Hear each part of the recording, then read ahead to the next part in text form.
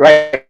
Good evening, everybody. Good morning, the Philippines. Good evening or good afternoon, somewhere in the States. And of course, it's already 11 o'clock here in the UK.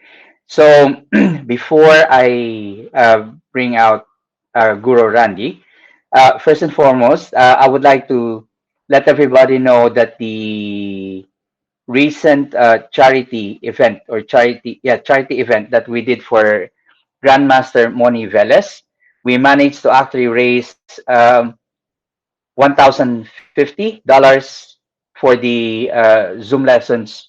So for everybody who participated in the charity event, thank you very much for your support. And that was the first time that we did that particular charity event for somebody. We normally have a raffle, but this time we tried to have the Zoom sessions, and it looks like it was a success.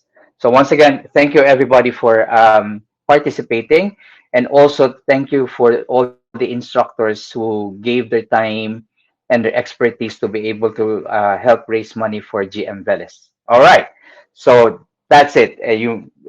We might have one or two more the rest of the year, but tonight, episode 385, we have Guro Randy Siordia, okay, of Wolf Martial Arts. Hello, Hi, how are you doing? doing very well, thank you. Thanks for having me on. Good, good, yeah, and thanks for coming as well. So it looks like your place is set up for some demos, some demos Yeah, well, tonight. I ended up in my office today. We did the connectivity test yesterday. It was at home because it was on the Yeah, weekend, and to have time, I stopped working right at 5 p.m. And then this interview lined right up next to it. So I said, okay, I'll do it in my office here at work. But the interview went so well yesterday. The test went so well yesterday. I felt like I had already revealed all of my story, but I think a great recap, and then nah, of course talking about some other events going on, and maybe a little demo if we got some time to show yeah, you kind of some of the definitely, material that we worked on. definitely. Okay. Yeah. No, I'll be asking some questions regarding the journey because I didn't ask much questions yesterday because I want to get deeper into it tonight.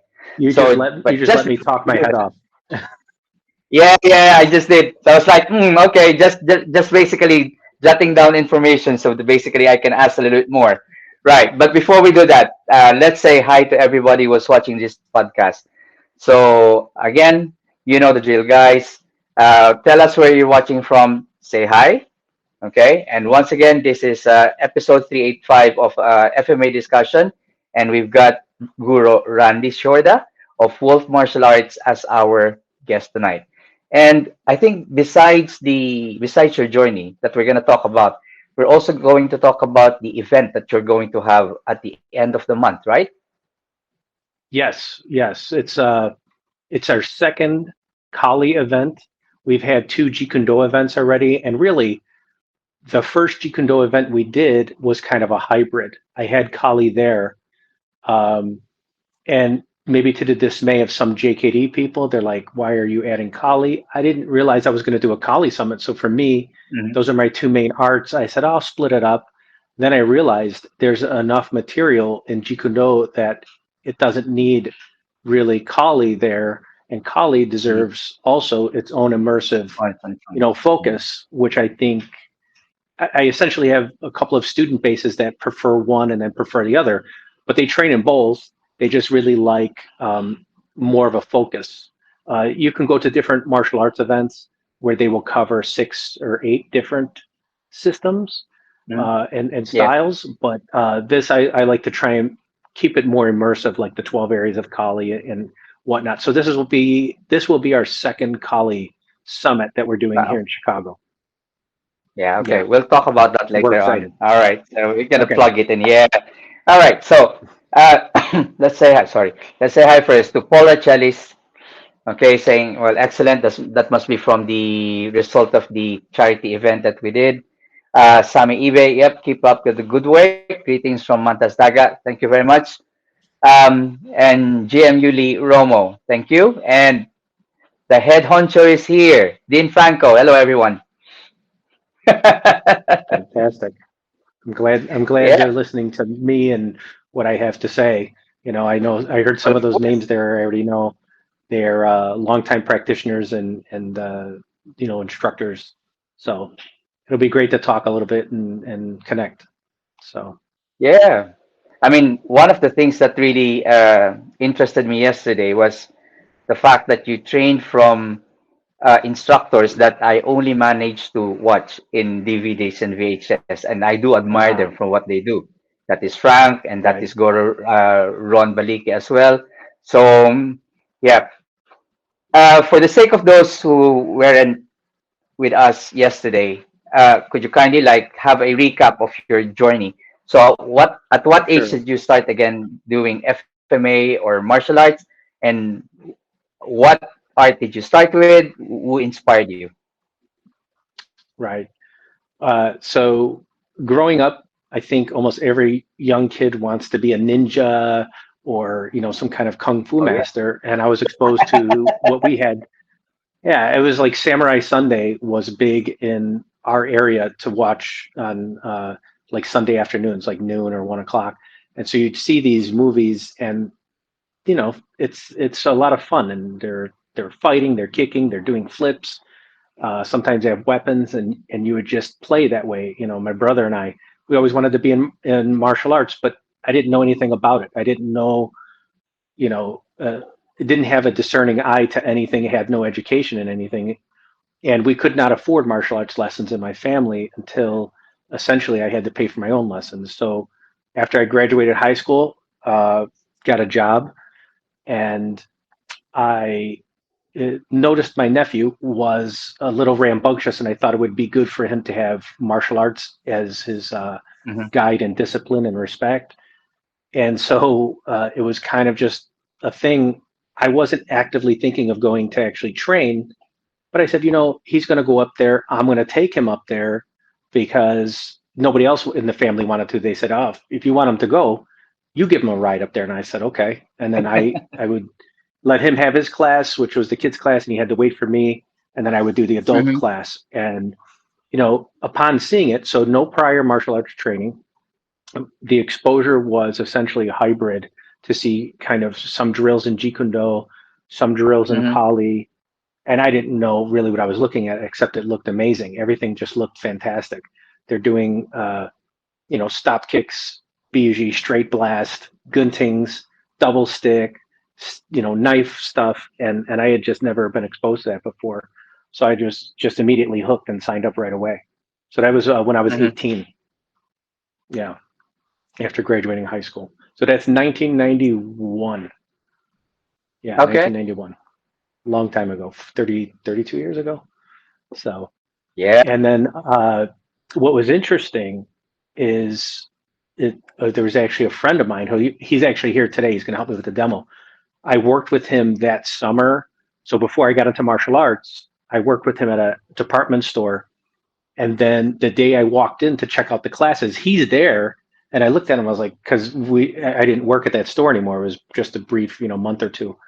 And then I was like, hey, I know you. And so that was kind of nice to kind of know him. And then, I made friends with other people in that class while they Yeah. kicked my butt all up and down the school, and I got to learn from these guys. So, yeah, That's the best part in martial arts, right? You yeah, get to have friends. yeah. You build the friendships. And just, I don't, maybe I'm kind of saying this a little early, but Ron Balicki used to teach at that school. And I Okay. think he quit and went off and opened his own school, I think a month or two before I started. So I never got to meet him, but I always heard about him, Oh, oh, Ron Balicki was teaching here, Ron Balicki. okay.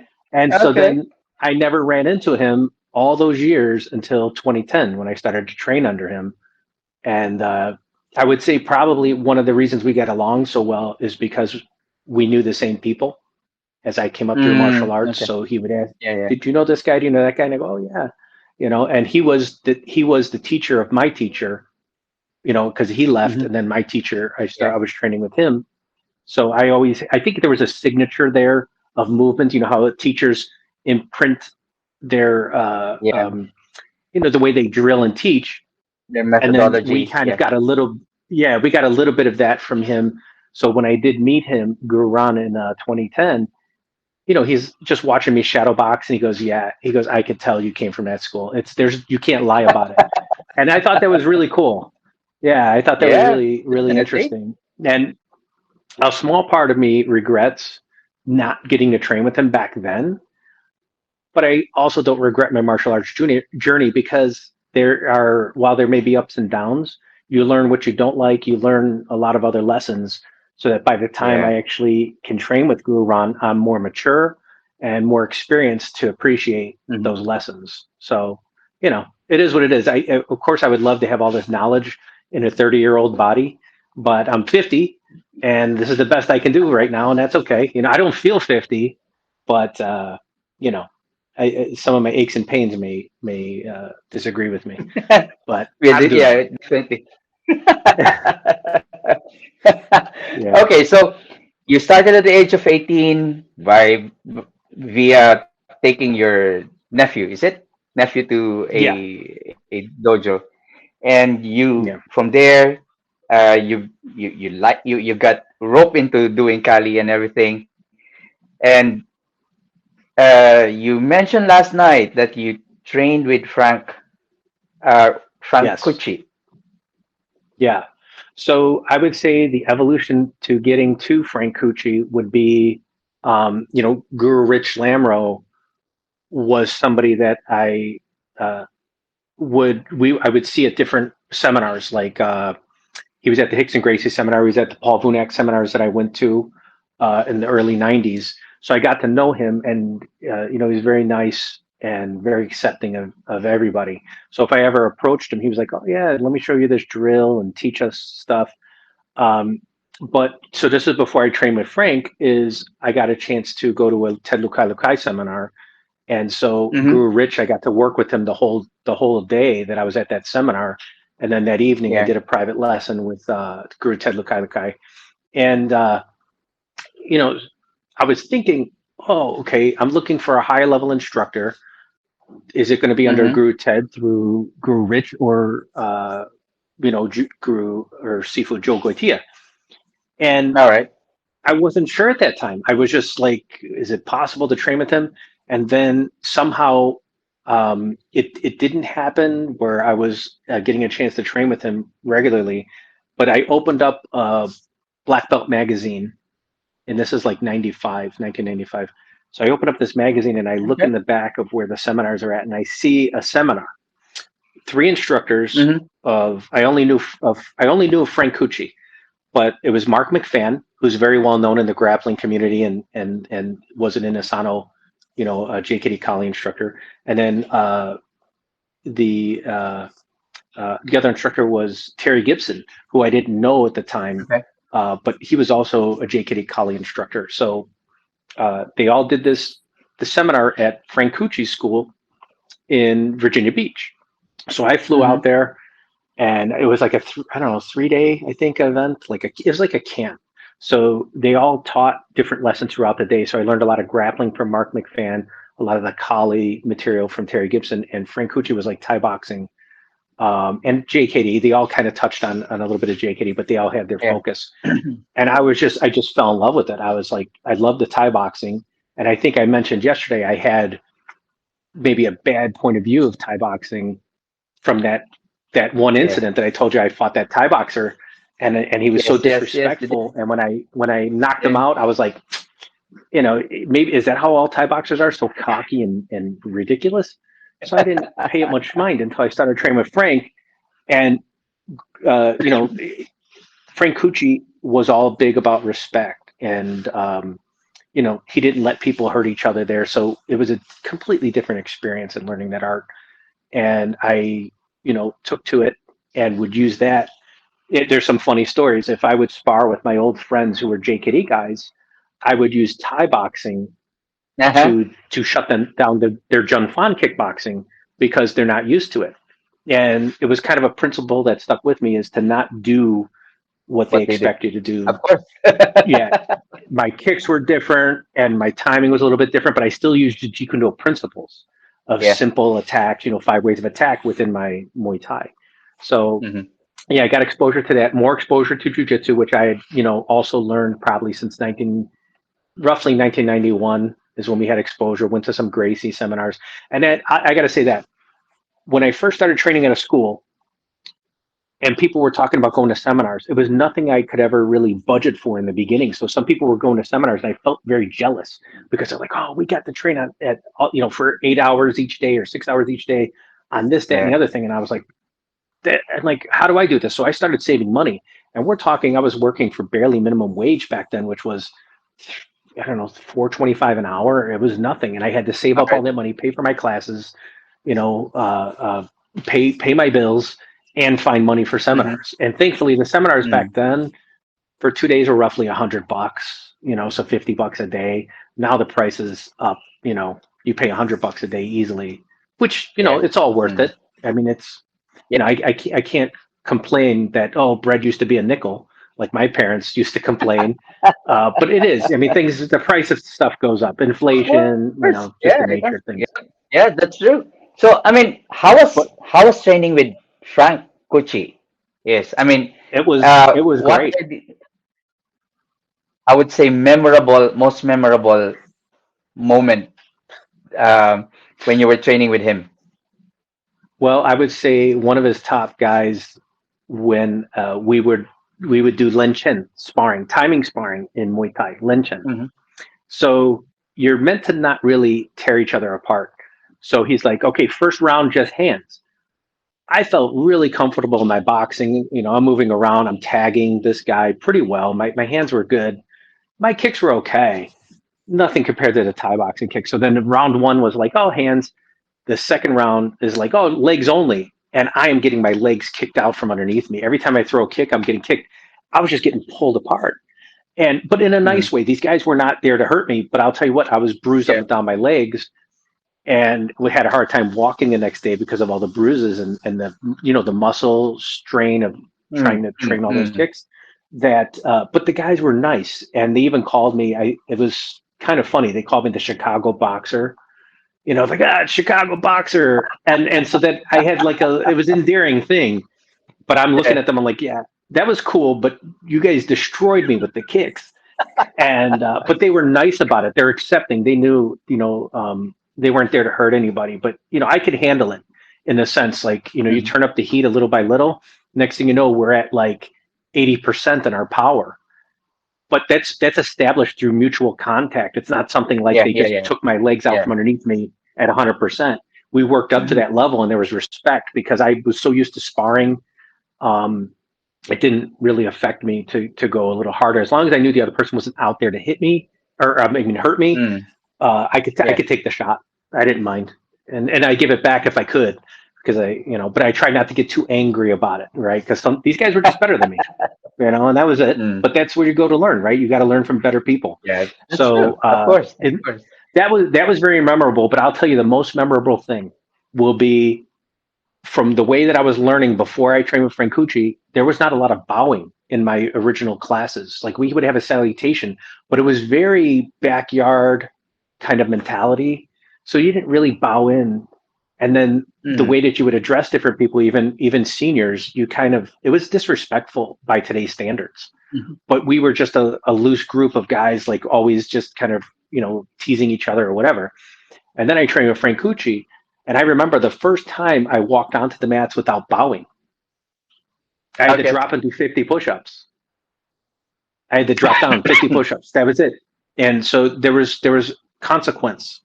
And I Mm. learned very quickly that I must bow out of respect. And it's not, some people, well, you're a JKD guy. Why are you bowing? Non-traditional, the classical mess and all that. But respect is important, and you can show that It is. in many different ways. Mm. It is not my Mm. school. It is not my art. Mhm. So Mm. I will go by the person who is teaching me what the respect standards are. So that was Of something that I course. learned Of very course. quickly, to be Of course. respectful. And that changed, my immature mindset to being a lot more mature and understanding other arts, why they do that. So I think those two memorable components. Um, well, I'll give one more. In training with Frank, I flew him out for a seminar Yeah. to my house, and we were doing a Mm-hmm. seminar up in a town near us. The first night that he was there, he rank tested my students, and he forgot to bring his curriculum. So he had to jump on the phone, call his school, and read these lines out. And he had to write like 7 or 8 levels down. What do we need? What do we need? All Okay, right. it's Muay Thai, Jeet Kune Do, a little bit of Kali, and then I think a little bit of grappling, like self defense grappling. There's somebody grabs your wrist. How do you get out of it? Bear hugs, Yeah, yeah, yeah, and it yeah, was yeah, really yeah, yeah, cool. yeah. So it was a well rounded, like a blend system for his school. And so he wrote it all down. And I still have these notes to this day, which some people might think is weird, but it was pretty special to me because here is a high level instructor and martial artist. I would frame it, but he would probably go, "What are you doing? You're silly." But in any case, and then we got to rank test with him, and that was really special. I got to move up some levels too in his system, and then we did the seminar, the following weekend. So that was very memorable to have him come out and to be able to host him back then. This is all pre-internet. I am making phone Mm-hmm. calls. I'm driving out to schools. I made up flyers. I'm putting them on cars. Yeah, yeah, yeah, Like yeah, it's, yeah, it sounds silly. Like most of our promotions today is a big part of it social Facebook. media and our Yeah, website. Yeah, yeah, and that's true. back then, no, you had to Nope. keep those relationships alive and go visit Mm, schools and talk to them and true. get them to come to your seminars. And we did okay True. for our turnouts. We had to pull a few schools together, but that's how it's done. And for me, I've never owned a school. So even back then, I would teach in a backyard.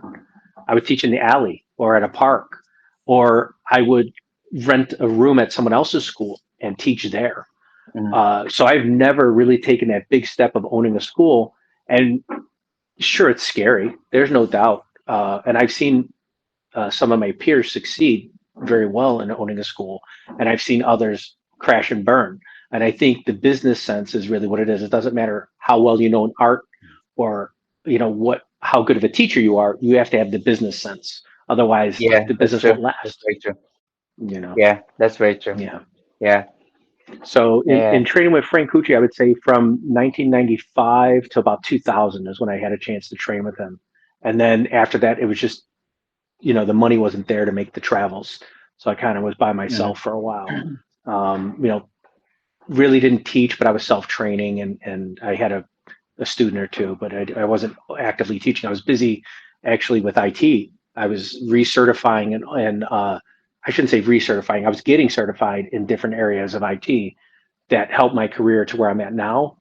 But back then it was like I got to make money. I got to further my education, and martial arts yeah, instruction was consuming the money and training was consuming that money. So I needed to work on my career.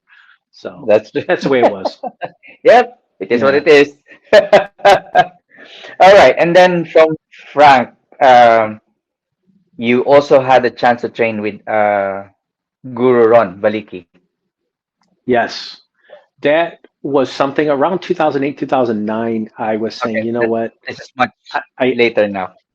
yeah, it's about a decade later. So I was like, I need, I'll take that back. In 2008, I signed up at a jujitsu school near me because I noticed I was putting on a few pounds and I was like, man, I need to get into a class. And there was no like Judo or Kali schools near me. So I go, well, there's jujitsu. I'm comfortable with that. So I signed up at a jujitsu school for about 6 months. And my experience was very mixed feelings on it. I liked the training, of course, but I think the way they ran the school, they closed the school a lot. So you'd show up, you're like, Mm-hmm. oh, I'm going to class, and you go, the doors are locked, and they're like, oh, we got a tournament this weekend, the school's closed, and I'm like, well, okay, I'm paying these Oh, dues, yeah. why is the school closed? So that happened a little too often to where I had a problem with it. So then I stopped going there, and I said, I really want to reconnect on my, Jeet Kune Do. I really feel I want to be an instructor in it. So I called Frank Cucci actually back up, and because I knew he was a JKD Kali instructor, Muay Thai, you know, black belt in Brazilian Jiu Jitsu at that time, and I called him up. We had a discussion, and he said, "I'm really not teaching that. I'm doing mainly Muay Thai and Brazilian Jiu Jitsu, and that's about it." But he Mm-hmm. says, "We do have a private class that is doing it. You can come, welcome to train anytime." And I just was like, okay, I considered it. And then my friend mentioned to me that he said he got to see Ron Balicki in 2008. So we're Okay. already in like 2009. So he said he got to see Ron Balicki in 2008, did a rank test with him because he also came from the old school that I was at. And he actually got to meet Ron because he started maybe like 6 months before I did. So he got to, know who he was and possibly even train in his class. But so Ron knew him. Ron gave him a little kind of a rank test for placement. Instead of just going, you got to be Mm-hmm. level one. He goes, you've got skill. Let's see where you place, and gave him a rank. Yeah, yeah, yeah. And I thought to myself, I go, oh, that's cool. I said, how often does he come out here? So I found out he came out to Chicago 4 times a year back then because he was doing 2 seminars at one school and 2 seminars at another. So he spaced them out. So I was like, wow, Yeah, this is yeah. excellent. So I signed up. The way that it worked was I knew I wanted to train with him, but he wasn't going to be coming out in this time window. So I trained with Guro Asano first in early Mm-hmm. 2010, went to one of his seminars in Indiana, and I was just floored. I never trained with him before, and he throws so much knowledge at you. Everybody has said this, and I don't know if you've heard this term, but they're saying it's like trying to take a sip from a fire hydrant, right? It's just so much knowledge, you're overwhelmed. And I didn't know how to process everything that I was seeing because like, okay, you could do this, and then you could do that, and you could do this, and my brain was just didn't have um, the training to comprehend this Mm-hmm. information and to even Yeah. think. Don't work just on one. Don't work on all 10 you just saw. Work on one and have fun with that. But I Mm-hmm. just didn't know. It was my first seminar with him, so that was great. I got to meet him and got him to sign one of the books that he had written about Jeet Kune Do, and that was a great experience. I just really enjoyed it. And then I think right around that time too, I that's when I signed up with the Get 'em Up group. Somehow I got in touch with Okay. them. Somebody invited me to the seminar, and I wasn't sure to make. Oh, freaking. Right. Sorry, guys. Internet connection. Let's wait for Randy to go back. You got me? Oh, sorry. I don't know. Oh, Somebody's there trying you to go. call me on my phone, and I can't kill it.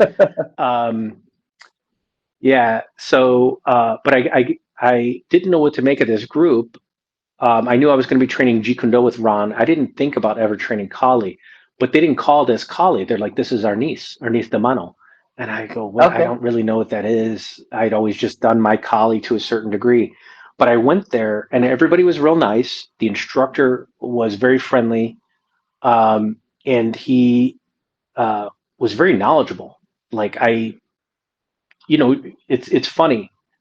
When you look at people, you can't tell how deadly they are if they're just Mm-hmm. smiling and being nice and Yeah. friendly. But Yeah. Yeah. after Yeah. watching Yeah. how he moved and his techniques, I was like, this guy is really outstanding. So I kind of said to myself, okay, if I'm going to train Kali, it's going to be Arnis, right? I'm going to get Yeah. my Filipino martial arts from him.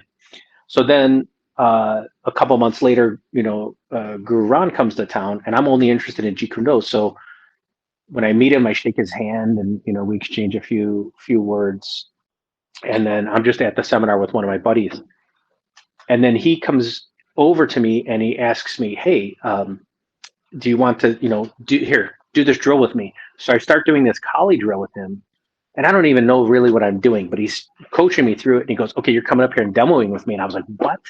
I go, "Well, I'm not ready for that." So I get up in front of a bunch of people, and it's not that I'm necessarily shy. I just don't know the material. But he's like, yeah, it's okay. Just come up here and do it. So I did it, and I could see some of the people there are like, who is this guy? Like, why is he up there demoing? We never seen him before, and it's kind of like that. Just sometimes when you train, people don't know you. They're like, who's this? I Mm-hmm. hope Yeah, I of did course. okay. I really don't know how good I looked or how bad I looked, but it was good enough for Guru Ron. And I just think, what's been really good about learning from him is he'll put you on trial in a way to see, Mm-hmm. do you have like the metal in a sense. Yeah. He didn't put me in the hot seat, but he got me up there to demo with him, which I think was a real nice growth moment for me. Um, and then I still didn't really want to do Kali with him. So I was training with the other group. Then I said, "Hey, can I rank test with you?" Okay. And Jeet Kune Do. And he says, "Sure. Okay, let's set something up the next time I'm in town," because I just met him. And I was like, okay. So Yeah. I was prepared. I'm like, okay, I don't know how high I can go with him, but I knew all of his material. Why? Because I had his DVDs and I was training Mm, like mm. crazy. I was training 2 to 4 hours every single day, minimum. Okay, right after work, I'm just working on his material. And I did it by myself, honestly. I thought that was the most interesting thing. I didn't have any training partners. I didn't really know anybody else who knew this material. So I would just shadow it and then work through his combinations and all the techniques. And of course, I had prior experience. So I know how to kickbox, Yeah, of course. wrestle, Yeah. Mm, mm, trapping, all of that. mm. So in the weekend, it was really from one weekend to the next. I rank tested with the Get 'em Out group, and I was a little embarrassed in that test. I should have done better, but it was my first time testing. Yeah. I didn't even test for Guro yet, so I did my collie test, and well, all the training I got tennis elbow, which we all get. Mm, I don't know why they call it tennis elbow. It should be yeah. collie elbow, but you get the Mm, tendonitis. actually, that's true. That's true. So That's true. yeah. So, so I did that test, and then the following weekend I'm training and rank testing with Guram, but only in Jeet Kune Do because I go, I'm getting Filipino martial arts there. I can get Jeet Kune Do here, and then so I passed the test. I made a couple of new friends because we're all rank testing and suffering together with Sifu Ron and JKD, and then I did his seminar too. He was at Degerberg, so I did the whole seminar there, and then for me it was such a long weekend, 3 days of training and testing 4 hours one day and 4 hours the next. So it's eight Mm, hours of I mean, we were blasting out material left and right. And so I felt really good. I passed the test. I did well. I got a few pointers on how to be better. And then yeah, yeah. after the next time I saw him, Guru Run convinced me to train Kali. He goes, "You should rank test Okay. Kali." And I was like, "I don't know." He's like, "Come on." He goes, I already see you know a lot. He goes, "You might be surprised depending, you know, where you sit in the material." So I said, okay. So I look at the material and I did the first test. I was able to get through 4 levels and I was like, okay, not bad. Then I see the intermediate one material, which is like the next level for him. So like level Mm, 5 in total. And I couldn't make heads or tails out of it. It was a difficult test. So I had to do some private lessons and train with a few other instructors to get that material down. And then when I took that test, I was terrible. I was terrible in that test.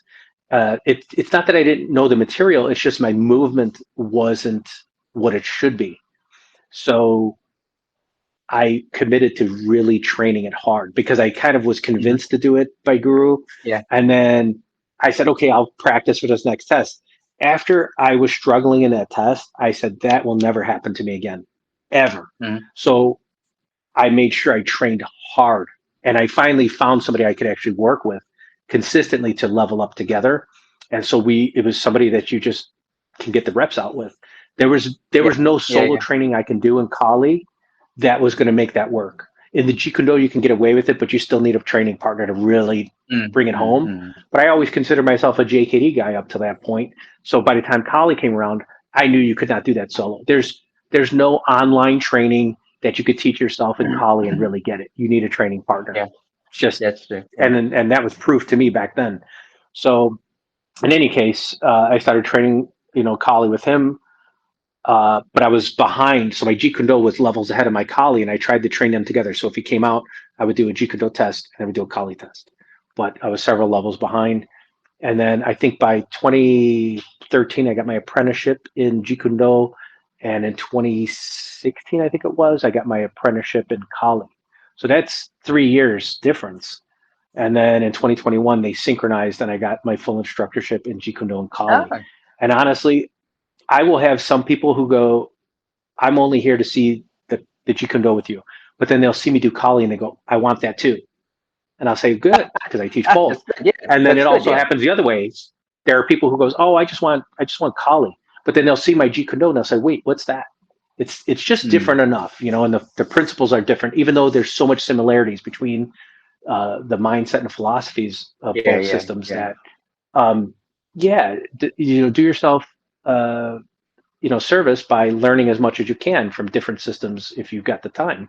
And that was kind of my mindset. Mm, So I'm mainly a Jeet Kune Do and a Kali instructor, but I am surprised how good I got with Kali. And that's not patting myself like I'm so great. I'm just surprised I was able to accomplish these goals, and I never thought I would. I just thought it was going to only be a Jeet Kune Do journey for me. And then along the way, Thai boxing, uh, and I have a couple of good coaches in that, namely, mm, Guru Ron is, very good Thai boxing instructor. And then a friend of mine, Tim Tokars, who I've learned from for the past, I don't know, I think I met him in like 2013 and have, mm. he comes and teaches at our summit too. Um, some, Muay Thai when it's, the Jeet Kune Do, and then when we're doing Kali, he'll teach Kabikabong. And so that's cool. Uh, and then, Yeah. uh, and then Savat, I got ranked in Savat with Professor Nicolas Sanat, who's All very, very right. That's good. good. Yeah, and then let's see what else. Silat, so I'm ranked in Silat as well. And there's some similarities, obviously, with some of the Panatukan and Kuntao Panatukan elements your that we concepts. Yeah. have in Yeah. the Silat. Yeah, and then grappling. So my experience in grappling, a lot of Brazilian Jiu-Jitsu, but also Buno and judo elements, things like Mm. that. That gives us like a hybrid kind of a grappling approach, an appreciation for all forms of grappling, I would Yeah. say. So you know, that's what we do. We just, and that's kind of the emblems that we have all around. The shirts are going to be like the Jeet Kune Do. So I don't know if we could see this. All right. So we have our Jeet Kune Do here, Kali, grappling, Silat, Yeah. Muay Thai. So and it's kind of like that we do all of it. And while mainly in my classes I'll have Jeet Kune Do and then I'll have Kali, I try not to blend them together because they're separate Okay. curriculum. So I make sure Yeah. that they test in each system. Then I have students who come earlier and they train Muay Thai because one of my students really loves Muay Thai. But I will give the Thai boxing elements sometimes with them in the regular Mhm. striking class, Jeet Kune Do, and I'll say, well, Thai boxing will do this. Like you got to have a foot jab Yeah. as Yeah. a way to intercept as well. So, it's kind of, and then our colleagues sometimes will get a CLOT section in there. Yeah. Okay. Sorry, I was just So rambling on for a long time. Go ahead. why why why Wolf? What is the inspiration Oh, behind wow. Wolf? In the simplest way, uh, when I was thinking of this brand, I thought of something that was meaningful to me, right? I thought about a Mm-hmm. number of things. I've seen a lot of progressive this and functional that, where Yeah. schools would name themselves like that. We're progressive, not, and this is not to make fun of anybody, progressive fighting systems and progressive fighting arts and progressive concepts. And I'm like, okay, I don't want to do that because there's so many schools like that. And then the Yeah. functional this, functional that. I go, there's a lot there. And I had thought of those names at some point, but then I said, okay, Wolf. What do I like about Wolf? And on the base surface, I just like the spirit and the kind of Mm-hmm. the wolf pack mentality. And I go, oh, yeah, okay, that's kind of cool. I know there's not a wolf style. I've never really seen, if you think of five animal kung fu, the wolf is not part of that. But No. No. No. you know, so something that meant something to me is this is kind of partly my name is the wolf, All right? right. And I don't know if I've explained this before, but so my name is Randy, and that comes from Mm-hmm. Randall is my full name, and then Randall comes from Randolph, okay, and Mm-hmm. then Randolph means Rand Wolf, okay, and what is a Rand? Ah. We know what a Okay. wolf is, so Rand is Yep. the shield, and the wolf is obviously the animal. So I'm like, it means protector. Okay. So I was like, oh, Wolf. For me, it was unshakable name. I don't care what anybody would say about it. Oh, Wolf this, there. They go, it's unshakable. I'll run with this name. I'll make the brand, and people will eventually, when they hear Wolf Martial Arts, they're Recognize going it. to Yeah. think of us here in Yeah. Chicago, in Yeah. our training. Yeah. So, and I'm working, that's the branding that I talk about, right? If you're ever shakable on a name where you think somebody's going to shame you out of it, Mm-hmm. that name may not stick for you.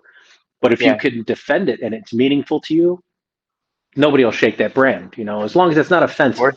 right? Yeah. Yeah. That's true. That's That's a true. key, That's true. you know. That's so true.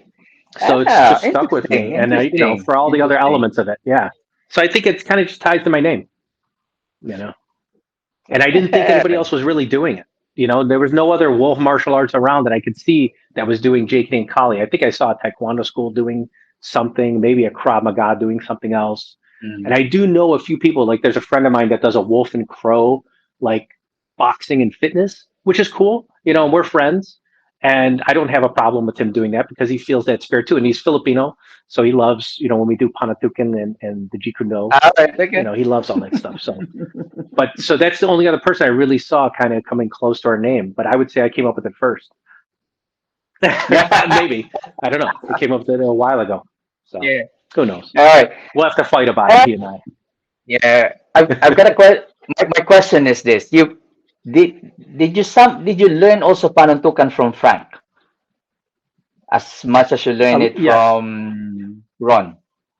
Why, you know, my first exposure to it, I would say, was with Paul Vunak because he Okay. likes, if you've ever seen his material, he loves to do guntings and destroy limbs. Oh yeah. So for us, Mm.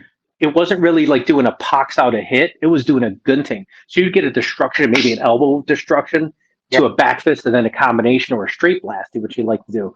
So that was like the first time I had seen it, but I didn't really know the depth of it. And then Frank Cucci also had those elements, you know, of destructions and guntings.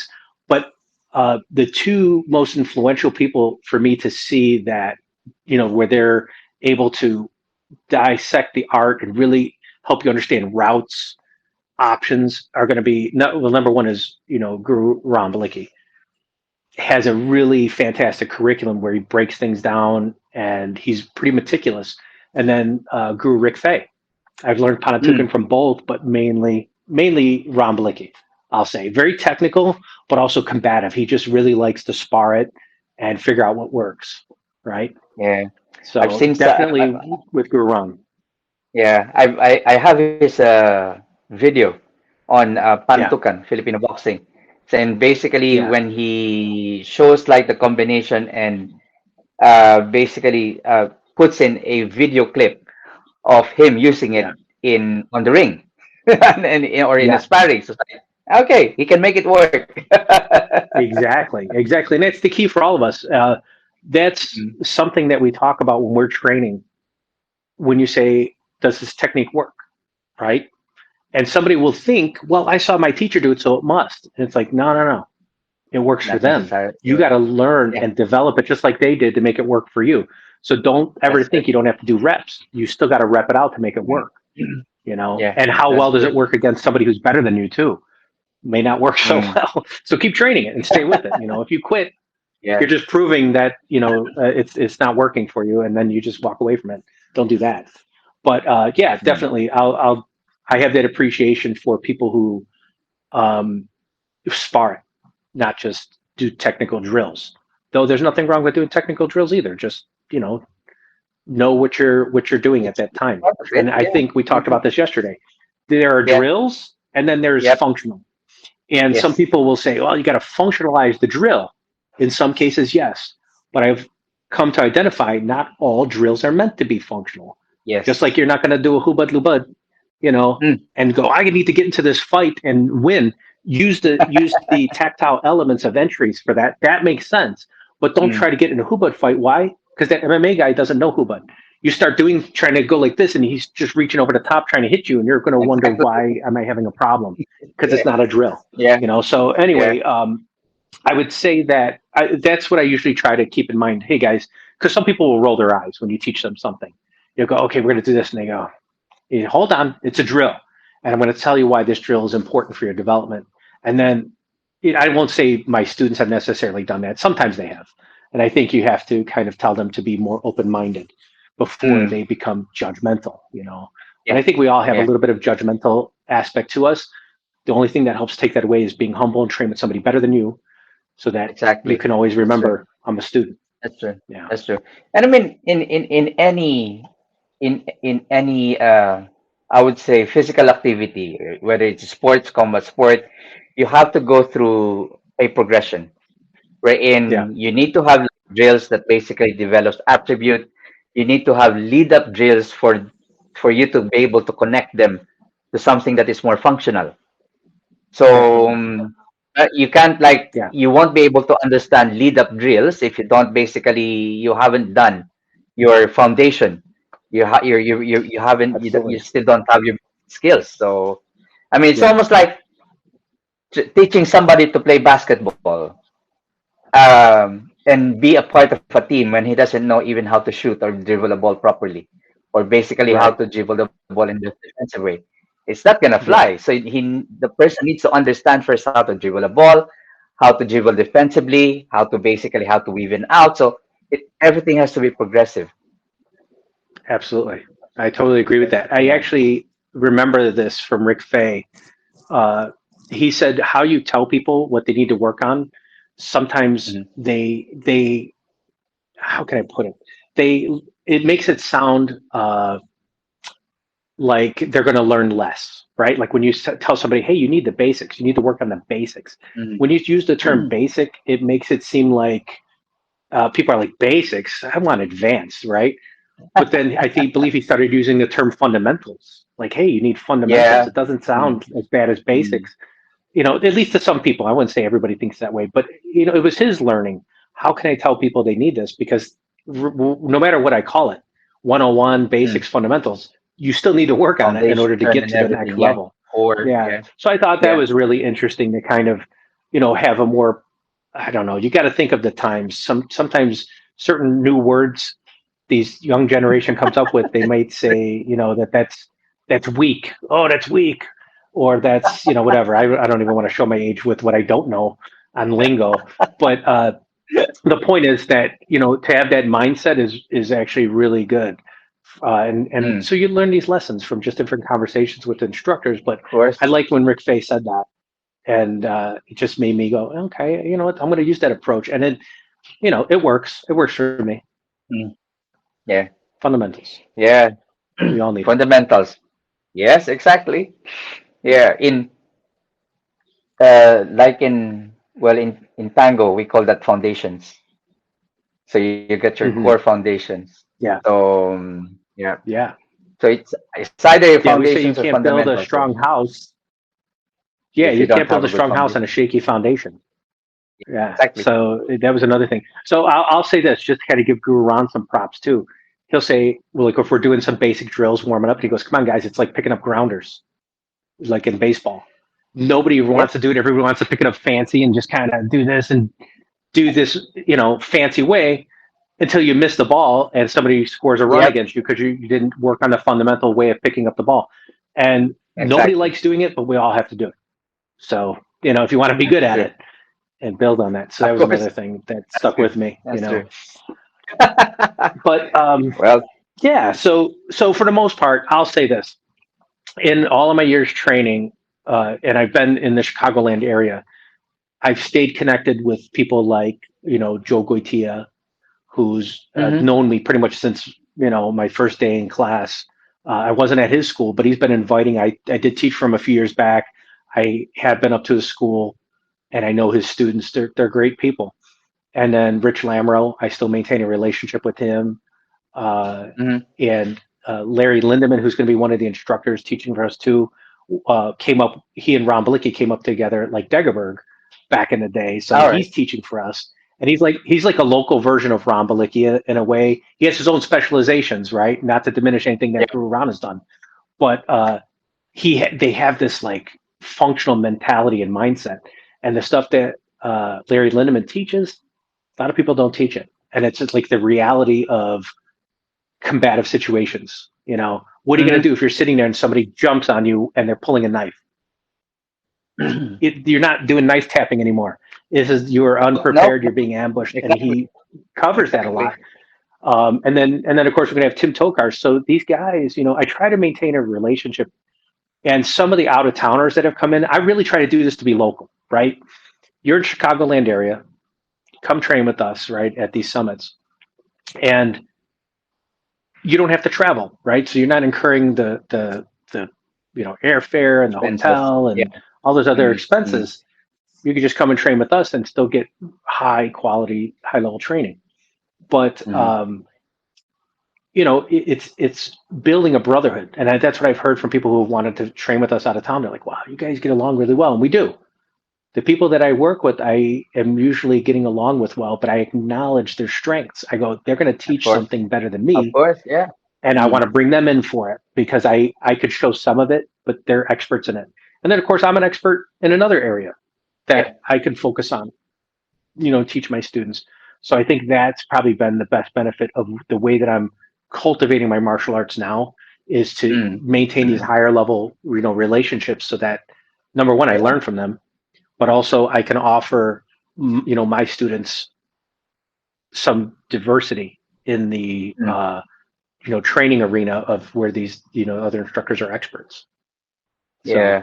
It's a good way basically to create bridges and be able to bring the community together as well. exactly, exactly. It can be Mm. so fractured sometimes, and anybody listening to me right now, live or later, will all kind of shake our head. There's politics in everything. There's Very issues true. with one group might not liking another group for some reason, and it could be Mm. old bad blood or it could just be stubbornness. I'm doing my best to not be that guy where I'm holding Yeah. grudges, Mm. or because I can learn from almost anybody, and it would be a shame that if I got the blinders on because I don't like somebody, that I Mm. miss a lesson somewhere. Yeah. I'm getting older. I want to try and learn as much as I can before I can't learn it anymore. So I Exactly. need to be open minded, accepting, and just not don't take things personally. Yeah. Is Actually, but it happens. that's a very wise words that you said that. Normally, we ask that at the end of the interview, Oh, but you sorry, already I'm said jumping the it. gun. You already said it. That's good. We're gonna just have a recap later on. Okay, so Yeah.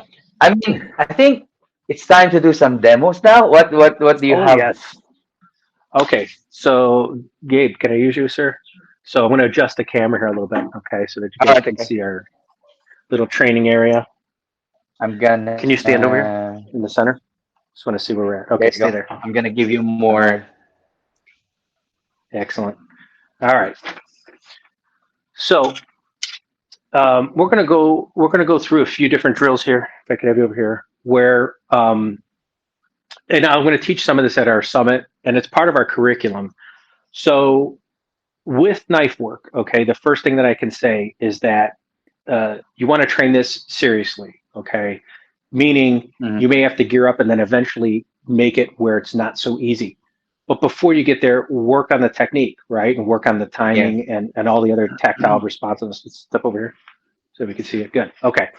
So Yeah. if I ask him That's to it. have these blades, one of the first drills that we're going to do, I learned from my guru, is the angle 5 drill, is what we call it. It's a thrust, suck, suck, okay, or thrusting drill. Yeah. So if he's Yeah. stabbing, sometimes I see people leaning, and I'm going to do it wrong at first. They'll lean on top of it, back and forth here, and they'll go like this because they think they need to lay on it. And just imagine if I slip slowly and that's happening, I'm leaning into the blade. So what you want is better upright posture, right? So I don't need to be standing this straight, but when I move into this position, I kind of want to just have this ability to stop it and know that it's far enough away from me, right? I don't want to overextend Mhm. it where I'm pushing it away and my arm is Yep. straight because that Mhm. could still slide up and hit me. So I'm creating these frames, Yes. kind of like this. All right. So we call this mirror side first. So when he's thrusting, mirror side block, mirror side block. So you can see his where sides are matching up. So I'll teach this first so that we're nowhere stopping the blade from touching the body. Then I'm going to say I'm going to bump it and then I'm going to just clamp over to the top, bump and clamp over the top. So you're learning almost to get both hands on at the same time. So this is just like a progression of Mm. getting this, right? Yeah. So then let's make sure we Okay. still have you here. You got to move a little bit more this way. Okay. Can we see that? Okay. So now I'll say, okay, you bump, you clamp, and then you turn the control, and you got to get more of the pad of the thumb. If you're trying to do this on the wrist too high, he's just going to articulate back, and then Yep. you're not going to be able to trap the weapon. So if I Mhm. happen to bump and clamp here, I'm sliding down for the control. So then I'll turn the hand. It's harder for him to do that, and then I can place this on the Yeah. flat and go through an ejection, right? And then he comes in again. I bump, clip, and go right here and eject. Now, I'm just ejecting the weapon. If I'm doing self defense, I would ask my students to follow that up, right? So they would go here, they would have to do some destructions and some striking and then throwing Mhm. into some knees or some elbows, right? Because you didn't win the fight if you're just blocking and disarming. Yeah, right? You understood. didn't win that Yeah, confrontation. yeah, Okay, a little closer. Okay, so that's kind of like that progression. So we say angle 5. So as you can see, if I go here and I eject the weapon, I eject the weapon. Now he's got to pick up the knife just like he had to just a moment ago, right? So then I'll say, okay, we're going to just work the bump itself. So if I just go 1, 2, I'm going to bump it and I really won't take it out. I say, hang on to that. So that way you're going to get more high volume reps as opposed to ejecting it and chasing it around the room, right? Okay, yeah, not yeah, bad. yeah, yeah, yeah. My modification is we can eject the weapon because we have different types of disarms where I can work it against the flat. But now what I'm going to do is I'm going to pinch it and steal it like that. Okay. So if I go through this and I go here, now I have the knife. And then he comes in on this side, I bump and I hook it and I got it this way. So now I can do it back at him. Didn't have to pick the blades up off the ground. He's going to bump and keep the blade, right? Then I'm going to go on this side, bump, yep, and keep the blade. And then he stabs right back at me. So I keep the blade. So we end up in this cycle that he keeps the blade good. And nope, this side bump. There you go. Yes. Mirror side first, right? So Mm, good. So that's us using that mirror side bump. I sometimes yeah. cannot choose which side I'm getting attacked on. So if I happen to be facing this way and this knife comes out, I can't say, wait, okay, I can't Yep. do that. Yep. So it might be where I bump opposite side. So now we train also to go across the body, right? So if he goes here, I'm bumping like this, and then I'm bumping like that. So just like this. So if I work the same progression of just getting the bump, making sure the blade doesn't get close to my body, that I'm here Mhm. framing and keeping a good posture. Okay. Then I go into the C grip or the C clamp, right? So here, and then clamp over the top. Cross side, and then cross eye catch it. Good. Like that and like that. Then I'll say I go into the disarm. So if I go here, I'm going up into the ejection where I'm here and Mhm. then hyperextend the arm and then shove them away. Right? Here, I go into, we call this our number 8 disarm in our sequence. So I would disarm it, hyperextend, and then shove him away. So it's a little more self defense oriented. And then I would, uh, strike, do whatever, or try to get the weapons as they went on the ground. The one thing I didn't mention, imagine if he has a friend. Okay, come here a little closer so you can see yourself in the frame. If I disarm this weapon and eject it, and then I'm still fighting with him, his buddy could pick up that blade and then use it on me while my back is turned or who knows. Yeah, So that's the true. ability to keep it, number one, saves us time in picking them up, but it's Mm. also me securing the weapon. Even if I ejected it, I would probably want to step on it so that he can't pick it up and then move him away before I go and pick that up. All right. So as we've gone through this progression, it's the same thing that if I go cross body and I bring this up, remember I ejected it, this time I'm going to keep it. Then he stabs on that side, cross body, I give it uh, that hook of the weapon here. And as I take this one out, this becomes the thrust. You got to go across the body and then keep it, and then cross the body and then hook and keep it. And then that one comes right back in. I have to go right there so that I could keep it again, Mhm. right? Cross the body, good. And then I keep it. Okay, so this is a really cool drill that gives us kind of a just constant uh, repetition. Okay, and Yeah, there are some yeah. people who will have like you can kneel and do this drill too. So I could have a bunch of knives around me and just keep attacking. As you disarm this one, I deploy this one, I grab another knife, and I just keep going. And that's a great way to do it as well.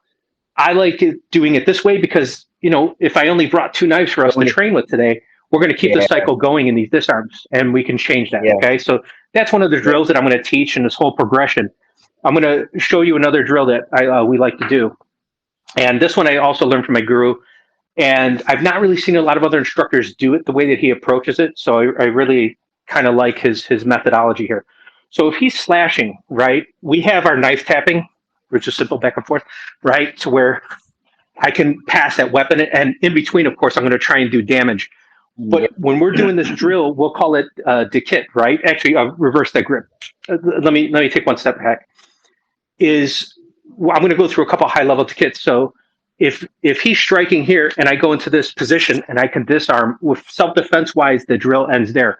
But if we want to cycle, he's going to do part of that to where he just disarms it, keeps it, and feeds it back and forth. So if you see what he's doing is he's getting like a nice disruptor shot. It could be a face smash, and Yeah, then goes into the yeah. bicep peel. So we call this our La Costa disarm because it's one of the first ones we learn in the Pakal grip. All right. Then Okay. we're always stuck on the same side. It gets boring if we stay here. So then I'm going to switch to what we call the Lameko Pakal disarm. Right. So then we go back to the high line. Lacoste, move towards me. Good. So we're here. And then when I want to take it, I move it to this side, and then I'm back on this side. So you're really learning Okay. how to disarm and keep your hand on the getting a hold of the knife again. Yeah. If you train it like nonchalant, you can do it that way, where there's not a lot of mobility. But I don't think it's you're going to get the maximum benefit. You kind of need to kind of go after each other and then start to make it more difficult for the Yeah. disarms, right? So switch your grip. Okay, so this is the other part I was talking about. So now we got our longet grip. And then if we're doing knife tapping, you'll see that there's shots in between there. But when we're doing the Hmm. kit drill, I'm looking to strip the weapon and then counterattack him. And he's looking to counter as well. So you'll see us start to go through the flow. So the last kit we just did was the Okay. reverse grip. But you'll see, so I might stop it, lift it, and then bring it around and then peel it at the puño. And then he'll go, and now he'll peel it at the uh, edge of the weapon. Good.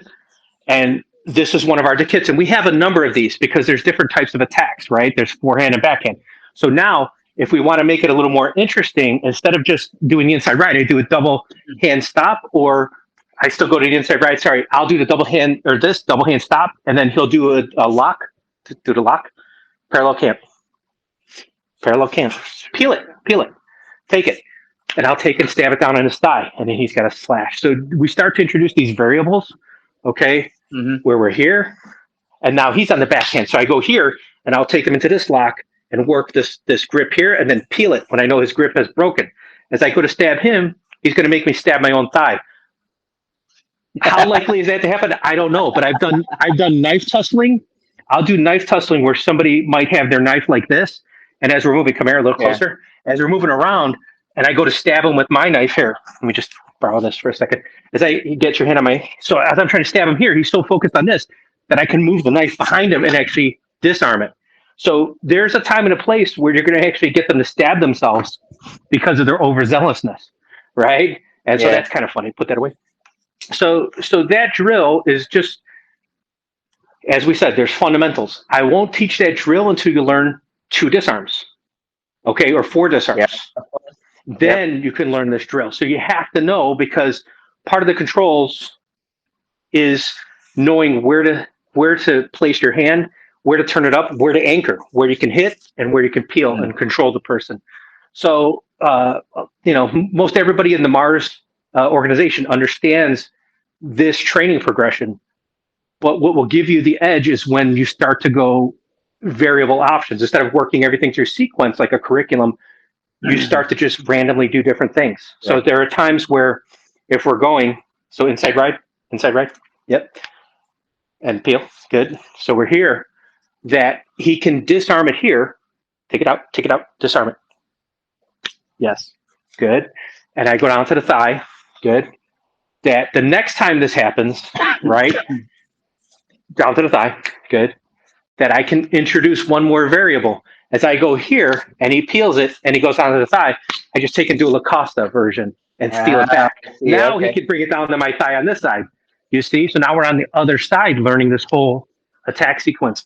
And I think that's a really cool thing about training, and especially the way I've taken the curriculum. I don't just do the drills one side and say, well, you're really good at the right hand, but you can't do anything on the left hand side. Yeah. I want Yeah. to make Yeah. sure that you have symmetrical training, Yeah. so that's kind of part of what we do. Um, Come here, Gabe, just for a second. So he's been my buddy for 32 years. I met him. He's the guy that I said I met before I started martial arts training, and I met him in martial arts, and we became better friends, and we played basketball and whatnot as we were teens. But I'm still training with him today and teaching him some of the knife curriculum. But he's going to be the first student who's only done knife in the Filipino martial arts to get through a training, like it's a training system where I took all the knife Ah. material and said, you are knife certified now. Wow. Okay. Okay. So he's gotten all aspects of the knife training, double knife, all the drills we have in my curriculum. He's learned them. Now it will take another level for him to become like an instructor if he wants to be like a knife only instructor. Me, I wanted the route of being a full instructor in the entire system that was presented to Mm, me. mm, And of course, I don't know everything. I mm. know that I don't know everything, and that's why I'll still train with my instructors and other peers who pick up a new drill Yeah. or try to get something at another seminar. But ultimately, being able to get him through it has taken like was it 10 private lessons so far, about an hour plus each, and really Yeah. just drilling and drilling and drilling. So it's not a lot of material, but when you look at it, I had a post the other day of all this stuff, and it was really long. As I started listing out, I go, yeah, we went through all that, and that's he's the first person I decided to do that for. Everything else, I was like, no, you got to learn the whole Kali curriculum. But now I realize people want specifics. There are some people who want just Panatukan. They Exactly. don't want That's true. double stick or single stick, even though, Yeah. okay, I think they're doing themselves a disservice, learn the whole art, but maybe they don't have time or they just don't have Mm, the interest for it. So you say, okay, I'll give you the Panatukan section. I'll just give you all the Panatukan and then the Buno. You can isolate and strip that out and make that it's a subset yeah. of the curriculum. Yeah. So he's the first person that I have going through it at that, like Yay. this. So yeah, yeah. So, but there's a lot of drills when we're teaching at the summit. I'm trying to cover the 12 areas of Kali so that everybody understands how we try to put that together and Mm-hmm. to make a complete, practitioner of the art. Um, and some of that is knowing the history Mm-hmm. of the Philippines, the occupation of Spain in the Philippines, the history, Lapu-Lapu, Yeah. knowing Yeah. that it's important because it's important to the Filipinos, and I'm not Filipino, but Mm, I need to respect that culture, and it helps me understand. There's a saying: if yeah. you understand the Yeah. culture, you understand the art better, Yeah. and I believe That's that. true. I think that's really important. So, and believe me, I don't know everything about the Filipino culture. I will not eat balut. No thanks. Yeah, I was about to ask maybe that. I should. Maybe that's what's hindering my progression upward. I don't know, but someday maybe if I'm brave enough. But the key thing is that with like the mindset that I have in Jeet Kune Do, it's let me be open minded across the spectrum for different arts. Mm, So mm, when my mm. instructor would say, "Hey Randy, I think you should learn that," I'll go test it out. It doesn't mean I need to be a black belt in it. It just means Yeah. go learn some fundamentals there, and maybe it'll make you a better person. And I'll say this: I did resist CLOT for a while, but I think that's Hmm. because my plate was very full because I was Yeah. trying to get my instructorship in Jeet Kune Do and Kali, Yeah. and I just felt like if I take on another system, my head's going to explode. But once I got my apprenticeship in JKD, I felt I had the room for that, and so I've been training that, and I've learned also outside of just the Inasano influence. We'll call it Mafalindo Silat, and it's a Yeah. Yeah. multi-style. Yeah. Yeah. But I've learned some other systems of Silat and seen some other instructors that are really fantastic in it as well. I mean, Guru's great. Guru Ron, Hmm. Guru Inasano, Guru Rick Faye, excellent in Silat. They're very, very good. But I can't train with them all the time. So Yeah. there's That's been the some only other thing. people I've Yes. learned some things from.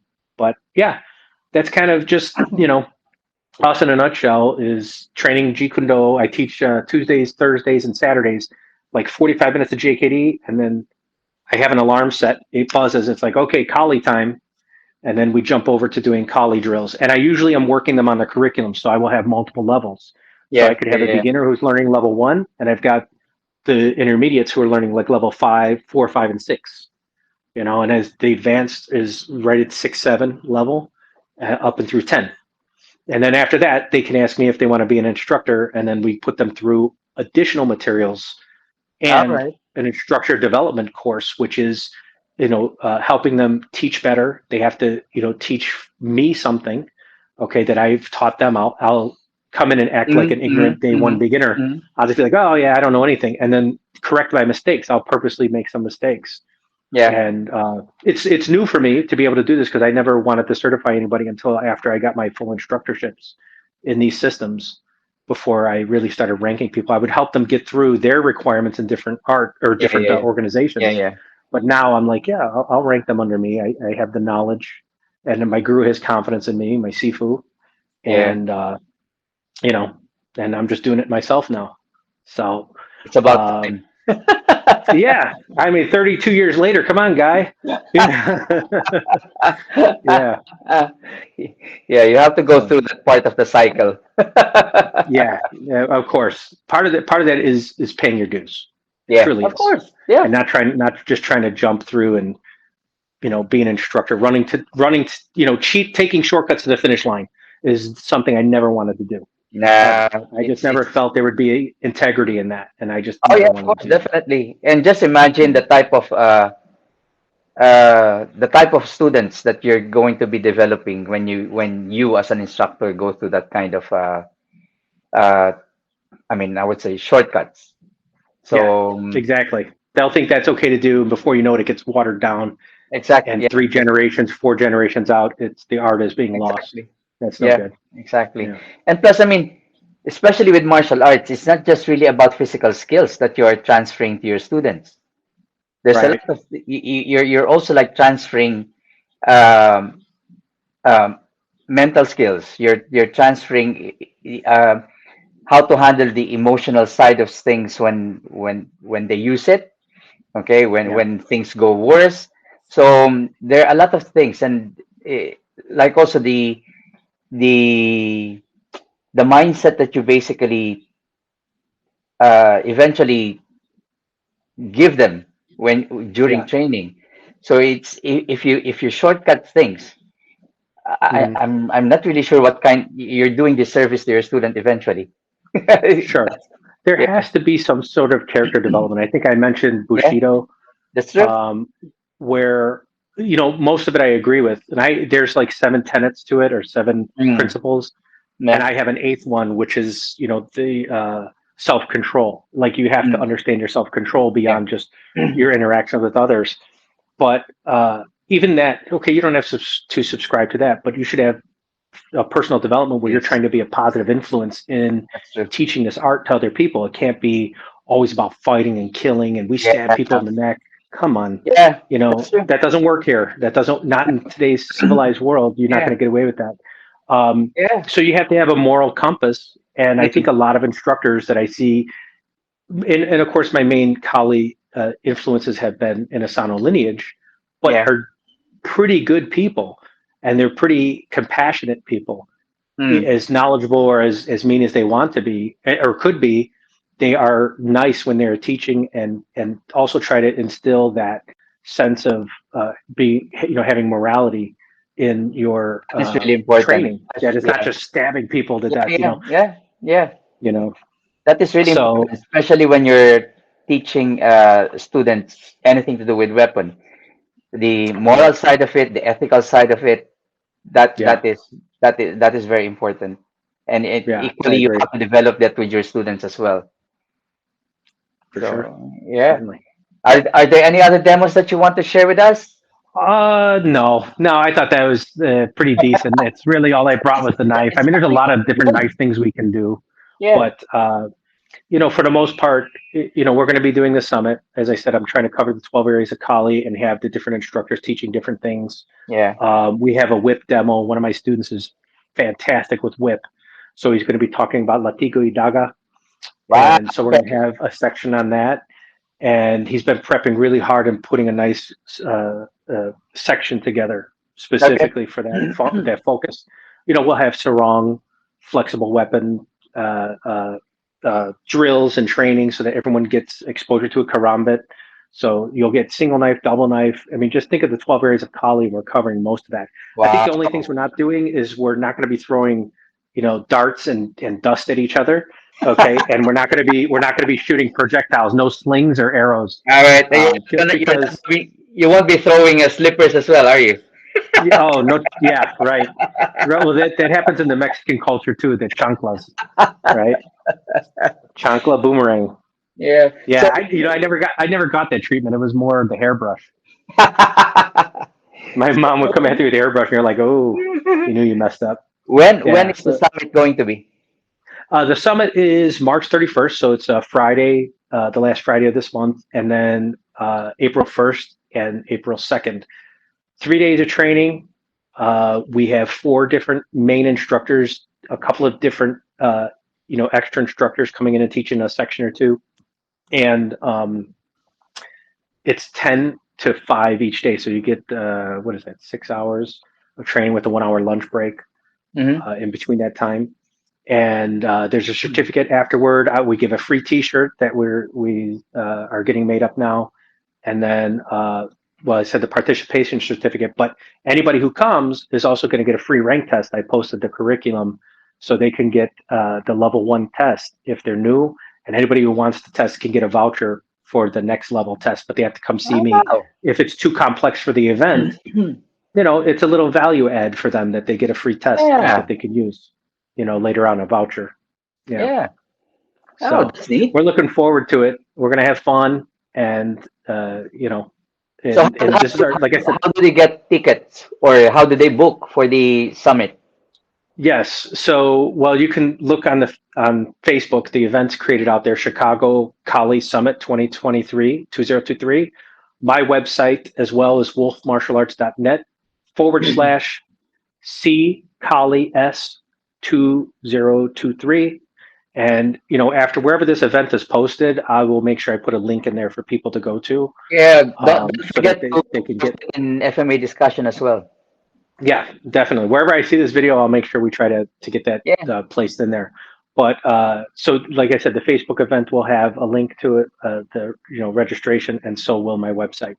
So you can come for 1 day, you can come for 2 days or 3 days. I always recommend coming for 3 days because the lessons that you will get will build upon the previous day. But Okay. you can still jump in. We have practitioners who are more advanced that kind of already get it, and they'll pick it up, on the second or third day, some of this material. But we're trying to be as progressive through the curriculum as possible. So we're going to be covering a lot of elements.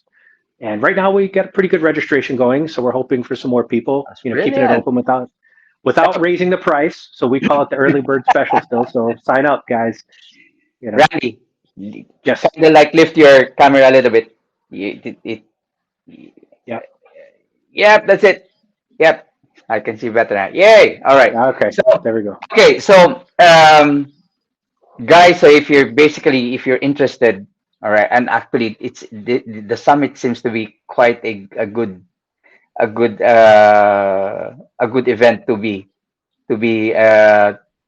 basically to be involved, especially if you can basically do some ranking after. Why not? Yeah. That's right. Yeah, and okay, so besides the summit, if they would like to learn from you, how do they get Yes. in touch with you? Well, you can look for Wolf Martial Arts on social media. We're all over the place there, or my website, wolfmartialarts.net. You can reach me through that site, send us a message, or open up Google, look for Wolf Martial Arts or Jeet Kune Do in Chicago. We're going to come up there. Kali in Chicago, we come up there as well. So there are plenty of schools in Chicago that do teach Jeet Kune Do and Kali, but I've been able to kind of work the branding in as Chicago Kali and Chicago JKD or Jeet Kune Hmm. Do, and that kind of will help find us a little bit more. But Wolf Martial Arts, check us out. You can find us on Google, social media, YouTube. We got our YouTube channel there too, and hit us up. Yeah. We'd love Do to you have you come in do, and train with us. do you have online lessons as well? Do you do online lessons? I I have been trying to fill my curriculum, and it's a lot harder than than Yeah. you think it is. It We're trying to is. have a really high production value, It is. and the thing is, sometimes it's so much work. So we did go through the effort of recording some of the curriculum. So it's a matter of organizing it. We do have a portal, chicagomartialarts.thinkific.com, that has our previous events from Hmm. the last summits that we've done is out there. So we're working on getting the curriculum done as soon as possible. I would love to have it out there. It'll be very comprehensive. Really, you need to do this, this, and this to pass this test. And generally, it's about 6 months between rank tests.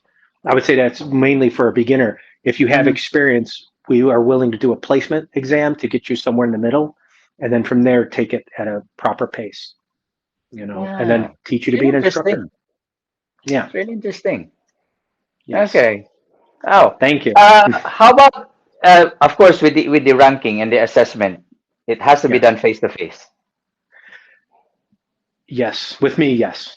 Yeah. I do not condone the remote rank testing or recording a video of yourself. I understand there are people around the world that want to train with instructors and they can't make the travel, whether the instructor or the student sometimes can't make the travel. But for me, and not in good conscience, could I rank test somebody who I have not touched hands Mm, to let them? They will make a lot of mistakes without the instructor's, tactile sensitivity to go, yeah. no, that was actually incorrect. Video Mm, is two dimensional. You really can't see the depth of somebody's strike sometimes either. mm, So if you try to judge it that way, I feel the person is not going to develop at the highest level they could. yeah. But I wouldn't rank test anybody over video. Mm, It's not something I want to do. Not not saying that against anybody else who does it, but it's not the route I want to take. I'd rather have less instructors and make sure that they know the material instead of just a lot of instructors who I'm really not sure. mm. No, fair Yeah, enough. Fair enough. I mean, yeah, just, I mean, I'm pretty sure at one point some people will actually ask about it as well. right. I mean, I'm willing to travel. I'm willing to travel to go meet people, in obviously common countries or cities to help them get this down and rank test them. But I just really feel it's it's Mm. it's authentic. You know, Yeah, it yeah, maintains yeah. that. So Well, I think I know now where to go when I visit Chicago. Then, yes, please. If I'm in the UK, I'm going to come see you. of course, let me know. Let me know. Thank Just let you. me know. Just let me know. Awesome. Yes. Thank you Okay, so I much. think we have pretty much discussed everything. Okay. Yeah. No questions from anybody? Is there any questions from anybody, guys? No, I don't think so. Okay. Perfect. Yeah, I answered all the questions perfectly. you did. Somebody was You going to did. write something and they go, "Oh, he answered it." No, I don't know. But anyway, I appreciate everybody, checking us out, and yeah, come and support the summit. Even if you can't make it, share the event. Maybe somebody would like to travel up and train with us. Yeah, You know, and that's fine by me. So yeah. we're a good Are you group of are you people here in going Chicago, are you going and to we have like to have like fun. a video what's this advert for that for the summit?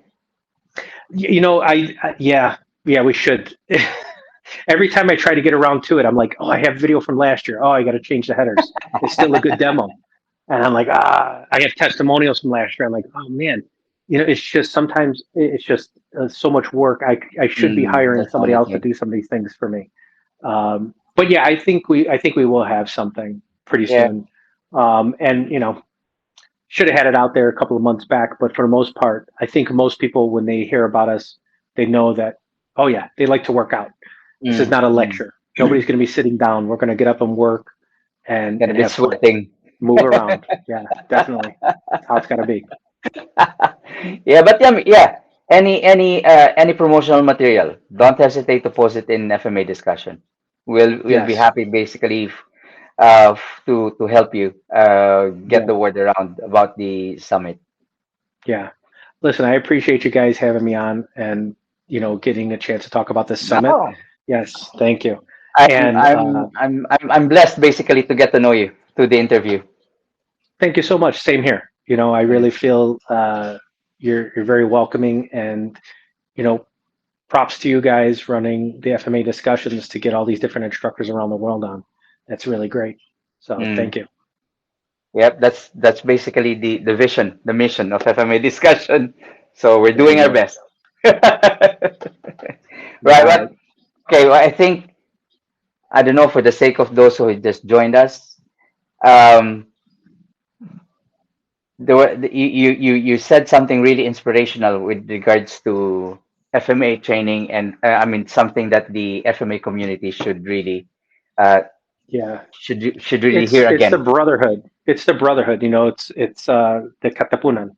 The brotherhood that we want is has to be authentic, right?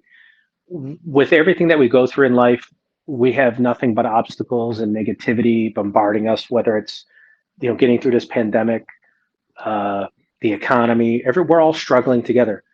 Is that we have to find this commonality of the love for training and educating each other. That when you find high level instructors and friends, Mhm. the people that I know, I've known them 20, 30 years. Okay. And they're solid people of good character. Yeah. And they have specialized in something. I want to bring them to you as a student to show you, hey, they're very good. They've been working on this a long time. They're better than me. They'll explain it better and help you understand the material better.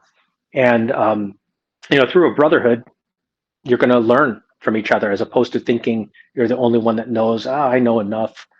That mindset, I think, is what stifles all of our growth.